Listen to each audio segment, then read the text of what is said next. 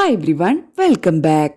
ഈയിടെയായിട്ട് നിവിനും അജു വർഗീസും തമ്മിലുള്ള ഇന്റർവ്യൂവിലെ ചില ടോക്സ് ഇപ്പോൾ ട്രെൻഡിങ് ആണ്.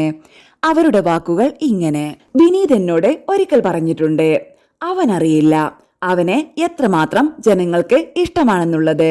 എനിക്ക് തോന്നുന്നു ശരിക്കും ഒരു പരിധിവരെ അങ്ങനെ തന്നെയായിരുന്നു. ഞാനത് റിയലൈസ് ചെയ്തിട്ടുണ്ടായിരുന്നില്ല എന്ന് നിവിനും പറയുന്നുണ്ട്. നമ്മളൊരു ഫോർമാറ്റ് കളിച്ചുകൊണ്ടിരിക്കുവാണ്. സപ്പോസ് അപ്പോൾ പെട്ടെന്ന് ടെസ്റ്റിന്റെ രൂപത്തിൽ കളിക്കണം എന്നുള്ള ഉപദേശം വരുമ്പോൾ ആർക്കാണെങ്കിലും മാറ്റം വരണം എന്നാഗ്രഹിക്കും. എനിക്ക് തോന്നുന്നു ഒരുപാട് സിനിമകൾ ഒരുമിച്ച് വന്നപ്പോൾ, അതും എന്റർടൈൻമെന്റ് സിനിമകൾ, ആകെ കൺഫ്യൂഷൻ. ഇപ്പോൾ സാറ്റർഡേ നൈറ്റ് എന്ന സിനിമ ചെയ്തു. അതൊരു എന്റർടൈൻമെന്റ് സിനിമയായിരുന്നു, പക്ഷേ അത് കണക്ട് ആയില്ല. നല്ല ഭക്ഷണം കിട്ടുന്ന സ്ഥലമാണിവിടെ. ഫുഡ് എന്തെങ്കിലും പറയട്ടെ എന്ന് നിവിനോട് ചോദിക്കുന്നുണ്ട്. അപ്പോൾ അജു പറയുന്നുണ്ട്, ഞാൻ അത്യാവശ്യം കഴിച്ചു. നിവിൻ എന്തൊക്കെയോ തീരുമാനങ്ങൾ എടുത്തുവെന്ന് കേട്ടു, ഭക്ഷണം കുറയ്ക്കുവാണ് എന്നൊക്കെ. അങ്ങനെയൊരു തീരുമാനമെടുത്തിരുന്നു. ഇപ്പോൾ പടം ഓടുവാണല്ലോ, ആ തീരുമാനമൊന്ന് മാറ്റി. കുറച്ച് ദിവസത്തേക്ക് ദേ വന്നു കഴിഞ്ഞു.